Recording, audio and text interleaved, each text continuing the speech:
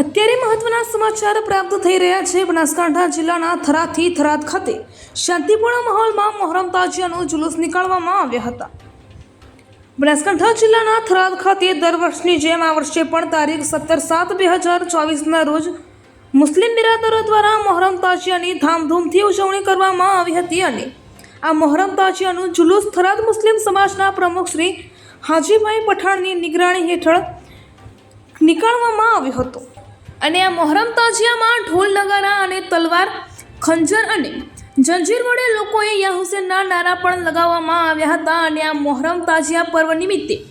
પૃથ્વી પરિવાર થરાદ તરફથી ઠંડુ પાણી અને કુલ્ફીના કેમ્પનું આયોજન કરવામાં આવ્યું હતું અને મકસદે જિંદગી ટ્રસ્ટ અને શાહ મદાર તરફથી ઠંડા પીણા કેમ્પનું આયોજન કરવામાં આવ્યું હતું અને આ મોહરમ તાજિયા પર્વ નિમિત્તે દરેક સમાજો દ્વારા અલગ અલગ જગ્યાએ ઠંડા પાણીના કેમ્પ અને ઠંડા શરબતના કેમ્પનું આયોજન કરવામાં આવ્યું હતું અને થરાદ શહેરમાં ભાઈચારો કાયમ બની રહે તેવું ઉત્તમ ઉદાહરણ જોવા મળ્યું હતું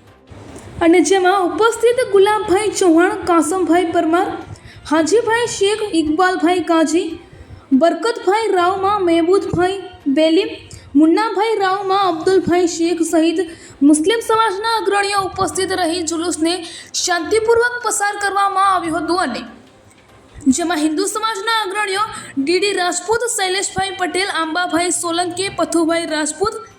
માંગીલાલ પટેલ વગેરે અગ્રણીઓ ઉપસ્થિત રહ્યા હતા અને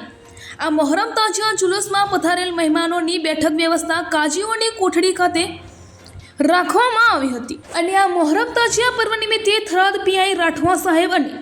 સીપી ચૌધરી સાહેબ અને તમામ પોલીસના જવાનો દ્વારા ચુસ્ત પોલીસ બંદોબસ્ત ગોઠવવામાં આવ્યો હતો અને આ મોહરમ તાજિયા નાની બજારથી લઈને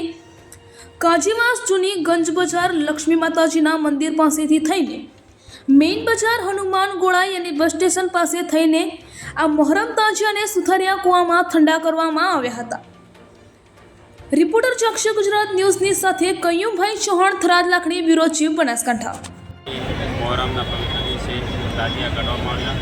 સૌ ભૂમિ એકતાની સાથે અને સાથે મળીને આજનો તહેવાર ઉત્તર ગુજરાતમાં ખાસ કરીને થરાદ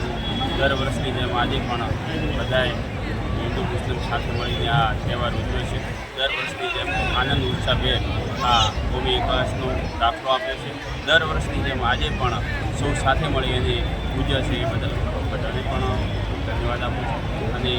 મુસ્લિમ ભાઈઓ પણ રામનવમીનો તહેવાર હોય કે હિન્દુઓના તહેવાર હોય એમાં પણ સાથે મળે છે અને હિન્દુ ભાઈઓ પણ મુસ્લિમ ભાઈઓના તહેવારની સાથે મળી અને સૌરભની જનતા કાર્યક્રમ કરે છે। આજે અમારા ઇમામ હુસેન રઝિયલ્લાહુ તાલાની શાનના અંદર મોહરમનું જુલુસ